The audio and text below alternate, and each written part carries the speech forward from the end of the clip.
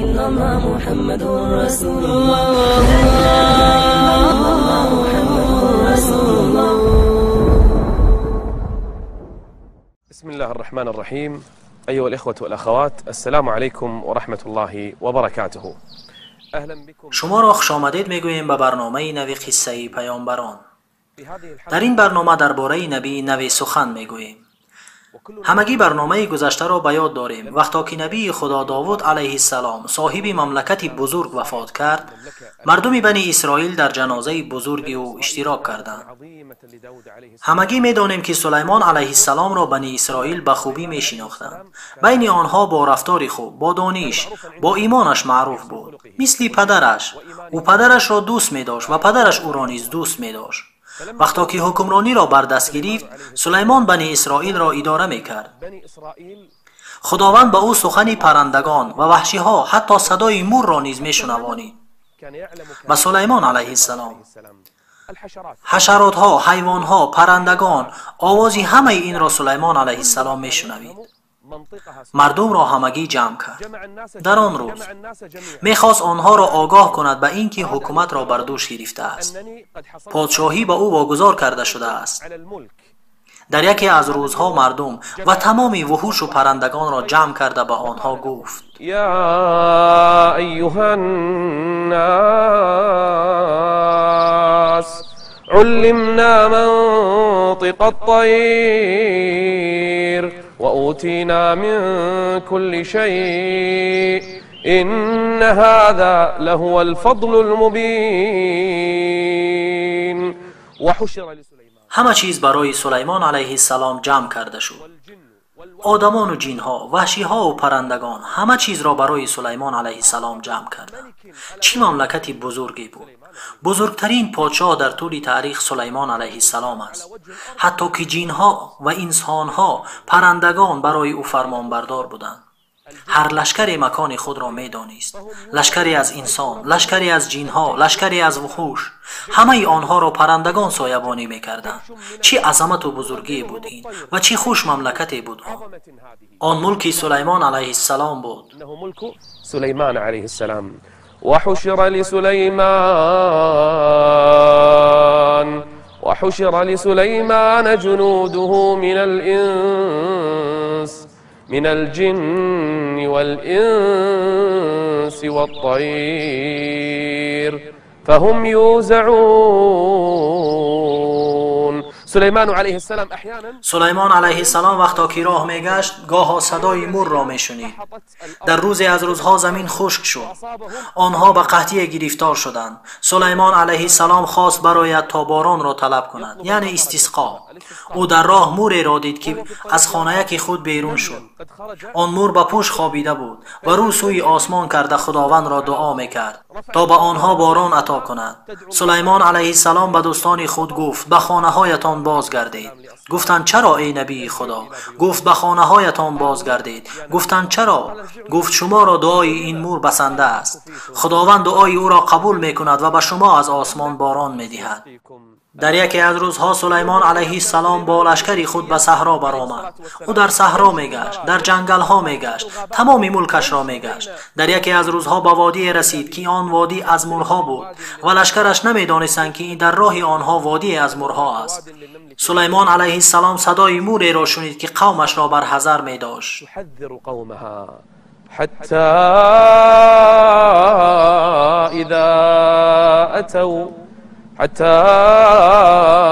اذا اتوا على واد النمل قالت نملة يا أيها النمل ادخلوا مساكنكم. آن مور قومش را بیم میداد. يا قوم ادخلوا مساكنكم لا يحطمنكم سليمان وجنوده وهم لا يشعرون. کی این مور را از سلیمان آگاه کنانی؟ کی نام او را به این مور یاد داد؟ چگونه دانست که این لشکر لشکری سلیمان است؟ همه اهل زمین می دانستند که سلیمان علیه السلام کیست. وقتی که سخن آن مور به سلیمان علیه السلام رسید، خنده کرد، تبسم کرد و خندید از سخن آن مور. این چه خوش نعمتی است که خداوند به سلیمان علیه السلام داده بود. تبسم ضاحكا من قولها لیکن او زود این فضل را از سوی خداوند دانست. وقال رب أوزعني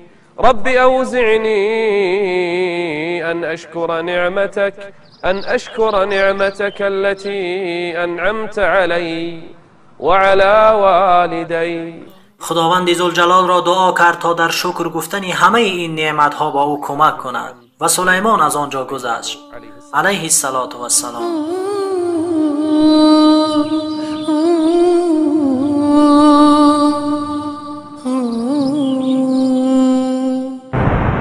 قصص نور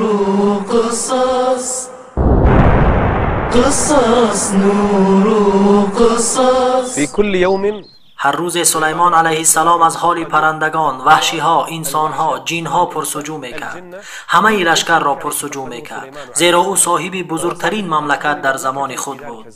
او دنیا را اداره میکرد، از این سبب هر روزه از لشکر خود پرسجو میکرد.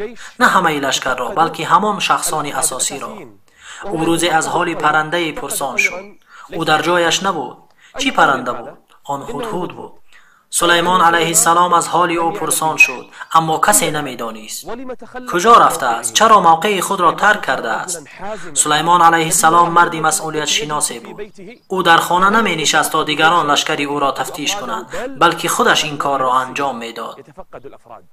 وتفقد الطير. در غضب شد وقتی که هدهد را در جایش ندید. فقال ما لي لا أرى الهدهد أم كان من الغائبين. اگر این هدهد را بینم و او اگر به عذر چنین کرده باشد، او را عذابی سخت میدهم، یا اگر او خائن براید به یک لشکر دیگر رفته باشد، به لشکری از لشکرهای دشمن پیوست شده باشد، او را میکشم. لأعذبنه عذابا شديدا أو لأذبحنه. یا با عذر برای این کارش بیاید. أو ليأتيني بسلطان مبين. این راه جهاد در راه خداوند است. این یک حمایت از دولت است که خداوند ذوالجلال را عبادت میکنند و یکی از امتهایی است که خداوند ذوالجلال را عبادت میکنند. این کاری شوخی نیست، این کاری بازیچه نیست.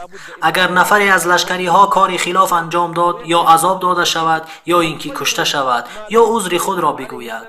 سلیمان علیه السلام لحظه ایستاده بود که این پرنده بازگشت. آن هدهد به نزد سلیمان علیه السلام بازگشت. گفت چی سبب شد که تو دیر کردی؟ چی سبب شد که تو دائما دیر می آیی؟ گفت ای نبی خدا، ای سلیمان، سراسیمه نشو، من با خبری بزرگی به نزد تو آمدم، با یک خبری راست. چیست آن خبرت؟ فمكث غير بعيد فقال أحطت بما لم تحط به وجئتك من سبأ. فلسطین جای سلیمان علیه السلام بود. این پرنده باشد از سبا، از یمن آمده است. اندازه این مسافه را تصور کنید، بین فلسطین و یمن. این پرنده با سرعت نزد سلیمان علیه السلام آمد تا خبری را بر او رساند. چی چیز سبب تأخیری تو شد؟ قال وجئتك من سبأ بنبأ یقین. خبری درست و یقینی برایت آوردم. چیست این خبر؟ اینی وجدت امرأة تملكهم. آنجا زنی است که به مردم حکمرانی میکند. ولها عرش عظیم. این زن کیست؟ او بلقیس است، زنی که مردم را حکومت میکند و او یک قصر بزرگی دارد و او یک تخت بزرگی دارد. همه مردم از امر او پیروی میکنند. چی عجایبی دارد این؟ گوش کنه ای نبی خدا. وجدتها وقومها يسجدون للشمس من دون الله. الله اکبر. پرنده این را این کار میکنند. چگونه یک گروه از مردمان که خداوند با آنها عقل داده است و ملک بزرگی داده است، با این وجود آنها غیر خدا را می پرستند، هر چیز غیر خدا را عبادت می کنند، آفتاب را می پرستند. هدهد این کاری آنها را نپسندید. گفت آیا آنها به خدا سجده نمی کنند؟ این هدهد به پرستش غیر خدا راضی نمی شود. می گوید آیا خدا را سجده نمی کنند؟ به سوی آنکه چیزی پوشیده را در آسمان ها و زمین بیرون می آورد و آنچی را که پنهان می دارید و آشکار می کنید می داند. سلیمان علیه السلام از این خبر آگاه کنانیده شد.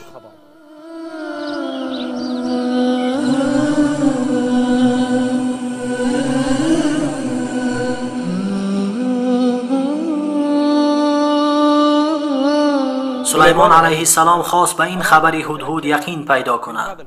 آیا او در این سخنش راست میگوید یا دروغ؟ زیرا اینکه نبی خدا سلیمان علیه السلام هر سخنی را از هر کسی بدلیل باور نمی کرد. گفت من به تو مکتوبی می نویسم و نزد آن ملکه که بلقیس نام دارد می روی و این نامه را نزد او می پرتایی، سپس می بینی که این زن چیکار می کند. آن هدهد نامه را برداشته رفت و به نزد بلقیس رسید، آن را انداخت و نگاه کرد تا اینکه بلقیس چیکار می کند. بلقیس این نامه را گرفت و در تعجب شد که این نامه از کجا در اینجا آمده است، از کجا این نامه در اینجا افتاده است. آن نامه را گشاد که در آن نوشته شده بود: مكتوب فيها إنه من سليمان. فریساننده این نامه سلیمان است، نبی خدا. و انه بسم الله الرحمن الرحیم الا تعلوا علی واتونی مسلمین. یعنی برای خدا تسلیم شوید، نکند که تکبری کنید بر دین خدا و بر عبادت خداوند ذوالجلال. بلقیس تمام مردان دربارش را در قصرش جمع کرده گفت چیکار کنم؟ وزیران، نزدیکانی دربارش، لشکریانش را همه را جمع کرد. از آنها پرسید چیکار کنم؟ آنها باشند بلقیس را به جنگ تشویق می‌کردند. گفتند نحن اولو قوة وأولو بأس شديد والأمر إليك فانظري ماذا تأمرين. لیکن بلقیس از آنها عاقل‌تر بود، از آن مردها دیده با عقل‌تر بود. بلقیس گفت إن الملوك إذا دخلوا قرية أفسدوها وجعلوا أعزة أهلها أذلة. خداوند سخن بلقیس را تایید کرده میگوید وكذلك يفعلون. این طور باشد چیکار میکنیم ای بلقیس؟ اگر سلیمان با لشکریانش بیاید چیکار میکنیم؟ گفت برای او هدیه میفرستم. این هدیه یک کاروان کلانی پر از طلا و نقره، جواهرات و تمام آنچه که انسان را خوش آید در آن دیده خواهد شد. این همه را گرفته به نزد سلیمان علیه السلام میفرستم. اگر او نبی باشد چنانه که گمان دارد، چنانه که ادعا دارد، او این مالها را قبول نمی کند و اگر از اهل دنیا باشد این مالها را میگیرد. در حقیقت بلقیس کاری میخواستگیش را کرد. یک کاروانی بزرگی را که پر از طلا و نقره بود فرستاد. به سوی کی؟ به سوی نبی خدا سلیمان علیه السلام. وقتا که آن فرستاده به آن کاروان رسید، سلیمان علیه السلام گفت این چی کاروان است؟ گفت این هدیه است ای سلیمان. گفت از جانب کیست این هدیه ها؟ گفت این هدیه ها از بلقیس است، از ملکه سبا، برای توست ای سلیمان. سلیمان علیه السلام دانست که این رشوه است. میخواهی تو نبی خدا را رشوه بدهی؟ و آیا سلیمان رشوه میگیرد؟ و آیا سلیمان به چیزهای این دنیا احتیاج دارد؟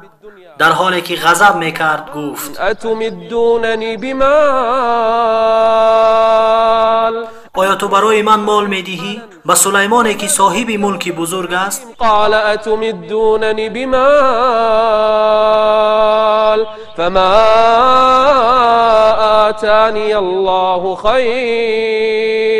خیر مما آتاكم بل أنتم بهديتكم تفرحون. سپس سلیمان علیه السلام به آن فرستاده گفت به سوی او برگرد، با تمام این اموالت به نزد بلقیس بازگرد. سپس همه را جمع کرد، لشکرش را جمع کرد، خاصان دربارش را جمع کرد. سلیمان علیه السلام در حالی که غضب میکرد همه درباریانش را جمع کرد تا با آنها مشورت کند. با وجود اینکه اون نبی خدا بود با آنها مشورت میکرد. با آنها گفت کی میتواند او را با تختش نزد من بیارد؟ با تمام تخت و ملکش میخواهم همین حالا در پیش من باشد. با آن تختش که این هدهد برای من وصف کرده گفته بود که او تختی بزرگی دارد. من آن تختی بزرگی او را میخواهم. آن زن گمان کرده است که به من رشوه میدهد و من از دعوتم در راه خدا باز میایستم. او خود را کی گمان کرده است؟ از شما میخواهم عرش او را نزد من بیارید پیش از اینکه تسلیم شوند، زیرا به زودی تسلیم میشوند و عبادت خدا را میکنند. لیکن آنها خود بیایند. یکی از شما باید تختی او را به من بیارید. کی این کار را میتواند؟ یکی از قوی ترین جنها به سلیمان علیه السلام گفت خداوند انسانها و جنها را تحت فرمان سلیمان علیه السلام قرار داده بود. آن جن گفت آیا قصد او را میخواهی؟ من پیش از اینکه نیمی روز برسد تخت او را نزدت میآورم. زیرا سلیمان علیه السلام از اول روز به تخت می نشست و از جایش نمیخیست تا اینکه نصف روز برسد. گفت پیش از اینکه نصف روز برسد تخت او را در پیش خود میبینی. قال عفریت من الجن انا آتیک به قبل ان تقوم من مقامك وإني عليه لقوي امین. بزرگترین صفتی که کارگر باید داشته باشد دو تاست، یکی قوت، دیگری امانت. گفت من با قوت هستم ای نبی خدا، من امین هستم ای نبی خدا. تمام تختش را به نزدت میآورم پیش از آن که تو از جایت بخیزی. سلیمان علیه السلام به این کار راضی نشد. از وقتی بامداد تا نصف روز وقتی درازی است. میخواهم از این کمتر باشد. نزد او یکی صاحب علم بود. خدا داناست که او انسان بود یا از جنها بود، لیکن خداوند با او علم داده بود. گفت ای سلیمان اگر تخت بلقیس را میخواهی، مادامی که چشمت را نپوشیده ای یا اینکه نگاهت به مسافه‌ای که آنجا را دیده میتوانی برود و بازگردد، پیش از این مدت تو تخت او را در پیش چشمانت میبینی. سلیمان علیه السلام گفت این کار را بکن، یعنی تخت او را به نزد من بیار پیش از آن که مژده بزنم. قال الذي عنده علم من الكتاب انا آتيك به قبل ان يرتد اليك طرفك. اینجا سلیمان علیه السلام چشمش را پوشید. وقتا که آنها را کشاد آن تخت بزرگ بلقیس را در پیشش دید. وقتا که تخت را نزدش دید سلیمان علیه السلام چی گفت؟ قال هذا من فضل ربي ليبلوني أأشكر أم أكفر ومن شكر فإنما يشكر لنفسه ومن كفر فإن ربي غني كريم.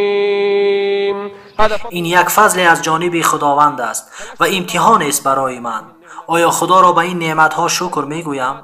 چی نعمتی بزرگی، چی ملکی بزرگی خداوند برای سلیمان علیه السلام داده بود.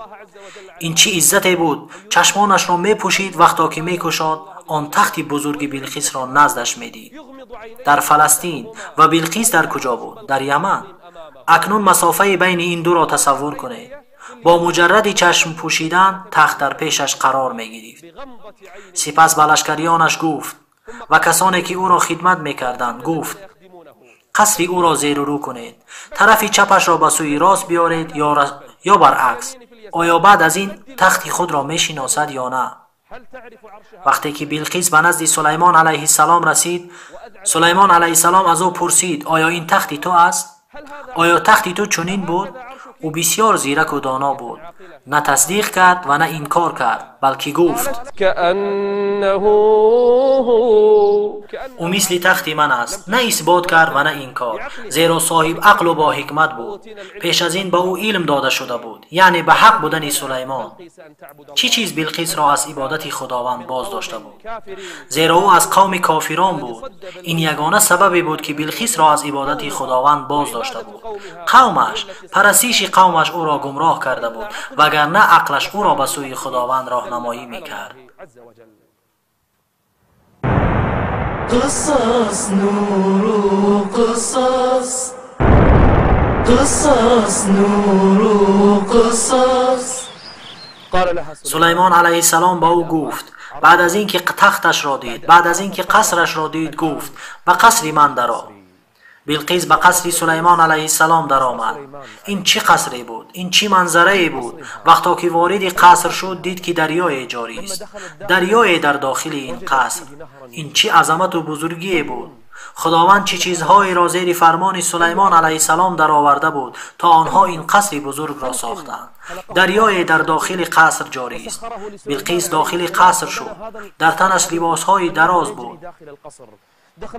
دریا را دید که جاری است. در هیجان شد، لباسش را بالا کرد، ساق پایش نمایان شد در حالی که داخل دریا می شد. سلیمان علیه السلام تبسم کرده به او گفت، ای بلقیس، ساق پایت را نکشا. این دریا که در داخل قصر جاری است آن پوشیده شده است. گفت به چه چیز پوشیده شده است؟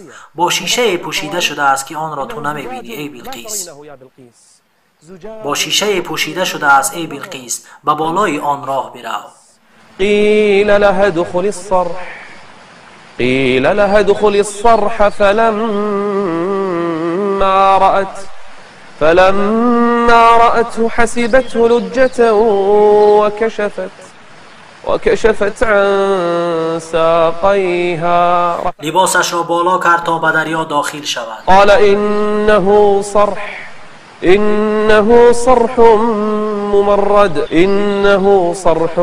ممرد من قوارير.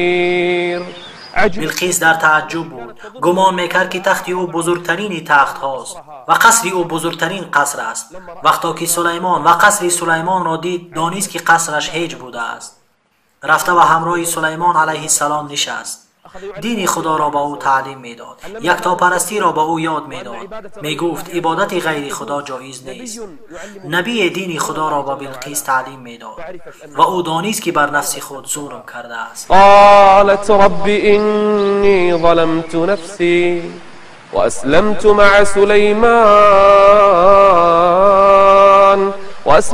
مع سليمان لله رب العالمين. بلقیس به خدا ایمان آورد، قومش نیز به خداوند ذوالجلال ایمان آوردند. سلیمان علیه السلام همیشه در راه خداوند دعوت میکرد، جهاد میکرد. در یکی از روزها اسبانی را برای او پیشکش کردند، اسبانی تیزده و چقانه که با آنها در راه خداوند می جنگیدند. وقتی عصر بود با او اسبانی تیزده و پیشکش کرده شد. چگونه گذشتن وقت را حس نکرد تا اینکه آفتاب فرو نشست و فراموش کرد که تا نماز برای خداوند ذوالجلال بگذارد. إذ عرض عليه بالعشي الصافنات الجياد.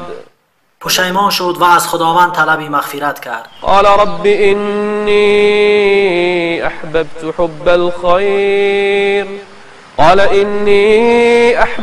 حب الخير عن ذكر ربي.